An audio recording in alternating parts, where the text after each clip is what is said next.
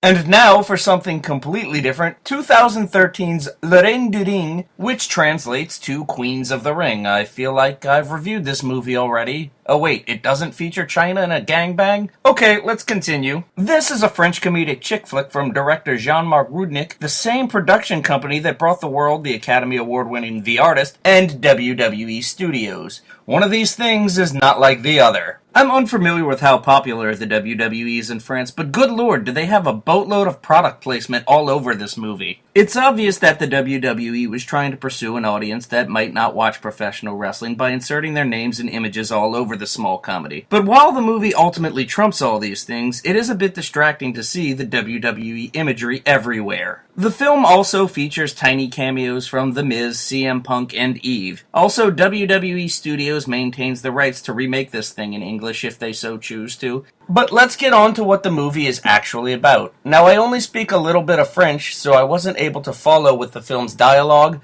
but I've got the basic plot down. The story centers around a woman named Rose, a mother who wants to fix her relationship with her 11-year-old estranged son, Mikhail. One day as she visits her son, she notices Mikhail is wearing a WWE t-shirt. In order to win her son's affection, Rose gets the idea that she must become a professional wrestler. Rose even manages to convince her supermarket co-workers to join her, and they all seem pretty down with it without much convincing needed, but maybe it's something that I missed. Every one of these women brings something different to the film, and each has their own little moment to shine. When all their training is done, they end up facing a team of female Mexican luchadors in a local wrestling event called Piledriving. Now, this wasn't a big deal or anything, but one thing that confused me is that it started off as a normal tag team match, but somehow War Games rules must have applied, because partners kept coming down as time progressed. Maybe it was explained and I missed it, because I only speak a little bit of French, though. For a few minutes, you get some pretty decent in-ring action. You can always tell when those involved in the filmmaking process have a love for professional wrestling. It's usually when the action doesn't appear cartoonish or fake. It appears as well you would expect how pro wrestling should look, only in an abridged form for film.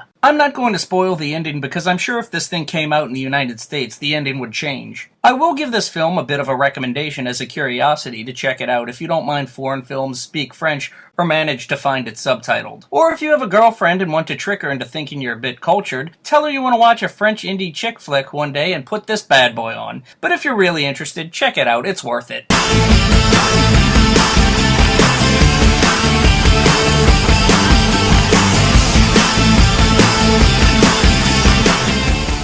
This time I'm walking to New Orleans.